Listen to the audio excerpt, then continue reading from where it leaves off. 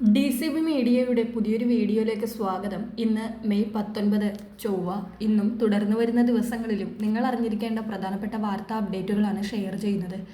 Channel ആദ്യമായി കാണുന്നവർ subscribe ചെയ്യുക, വീഡിയോ ഇഷ്ടമായാൽ ലൈക്ക് ചെയ്യുക, ഫേസ്ബുക്കിൽ കാണുന്നവർ പേജ് ഫോളോ കൂടി ചെയ്യുക. ആദ്യത്തെ അറിയിപ്പ്, സംസ്ഥാനത്ത് ഇന്നും ശക്തമായ മഴയ്ക്ക് സാധ്യതയുണ്ട്.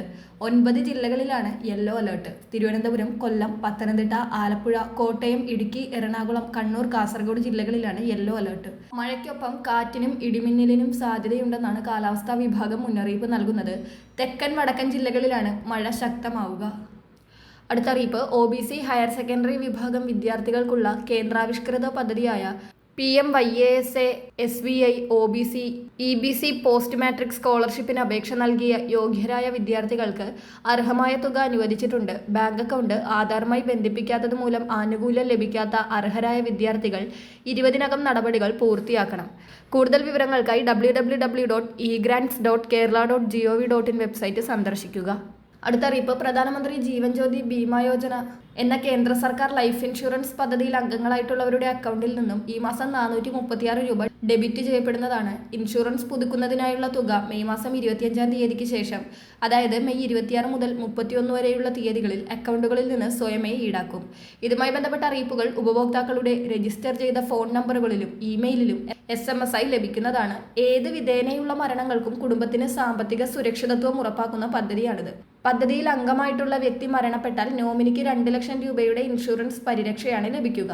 മുൻപ് ഈ പദ്ധതിയിൽ ചേർന്നിട്ട് പിന്നീട് ലാപ്സായി പോയവർക്ക് തുകയടച്ച് ഇത് പുതുക്കാവുന്നതാണ്. കൂടാതെ അർഹതയുള്ള പുതിയ ആളുകൾക്കും ഈ സുരക്ഷാ പദ്ധതിയിൽ ഫ്രഷായി അംഗങ്ങളാകാൻ സാധിക്കും. അടുത്ത അറിയിപ്പ്, സംസ്ഥാനത്ത് സ്വർണ്ണവിലയിൽ വീണ്ടും മുന്നേറ്റം രേഖപ്പെടുത്തിയിരിക്കുകയാണ്.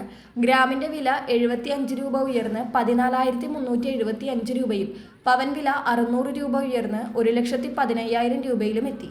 3 ദിവസം കൊണ്ട് ഗ്രാമിന് 380 രൂപയും പവന് 3,040 രൂപയും കുറഞ്ഞ ശേഷമാണ് ഇന്നത്തെ തിരിച്ചുകയറ്റം. അടുത്ത അറിയിപ്പ്, കാർഷിക മേഖലയിലെ സർക്കാർ സേവനങ്ങളും ആനുകൂല്യങ്ങളും കർഷകരിലേക്ക് നേരിട്ടെത്തിക്കുന്നതിന് കൃഷിവകുപ്പ് നടപ്പാക്കുന്ന കർഷക രജിസ്ട്രി പദ്ധതിയിലേക്ക് 25 വരെ അപേക്ഷിക്കാം. PM കിസാൻ ഗുണഭോക്താക്കൾ, സബ്സിഡി നിരക്കിൽ വളങ്ങൾ വാങ്ങുന്നവർ, കിസാൻ ക്രെഡിറ്റ് കാർഡ് ഉടമകൾ, മറ്റ് സർക്കാർ കാർഷിക ആനുകൂല്യങ്ങൾ കൈപ്പറ്റുന്ന കർഷകർ എന്നിവർ പോർട്ടലിൽ നിർബന്ധമായി രജിസ്റ്റർ ചെയ്യണം. കർഷകർക്ക് സ്വന്തം മൊബൈൽ ഫോൺ വഴിയോ അടുത്തുള്ള അക്ഷയ ജനസേവാ കേന്ദ്രങ്ങൾ വഴിയോ രജിസ്ട്രേഷൻ പൂർത്തിയാക്കാം. ആധാർ കാർഡ്, നികുതി രസീത്, മൊബൈൽ നമ്പർ എന്നിവ ചേർക്കണം. അടുത്തറിയിപ്പ്, സംസ്ഥാനത്തെ ക്ഷേമ പെൻഷൻ ഗുണഭോക്താക്കൾക്ക് ദുഃഖവാർത്ത എത്തിയിരിക്കുകയാണ്. ഇന്നലെ പുതിയ UDF സർക്കാർ സത്യപ്രതിജ്ഞ ചെയ്ത് അധികാരത്തിൽ കയറിയിരുന്നു. ആദ്യ മന്ത്രിസഭായോഗം ചേർന്നതിന് ശേഷമുള്ള മുഖ്യമന്ത്രിയുടെ അറിയിപ്പിൽ ആശാവർക്കർമാർക്ക് ആദ്യഘട്ടമായി 3,000 രൂപ വർദ്ധിപ്പിക്കുകയും ജൂൺ 15 മുതൽ KSRTCയിൽ സ്ത്രീകൾക്ക് സൗജന്യ യാത്ര ആരംഭിക്കുമെന്നും മുഖ്യമന്ത്രി വ്യക്തമാക്കിയിട്ടുണ്ട്. അംഗനവാടി ജീവനക്കാരുടെയും പാചകത്തൊഴിലാളികളുടെയും വേതനം 1,000 രൂപയാക്കി വർദ്ധിപ്പിച്ചിട്ടുണ്ട്. അതോടൊപ്പം പ്രീ പ്രൈമറി ടീച്ചർ, ആയമാർ എന്നിവരുടെ വേതനവും 1,000 രൂപ കൂട്ടിയിട്ടുണ്ട്.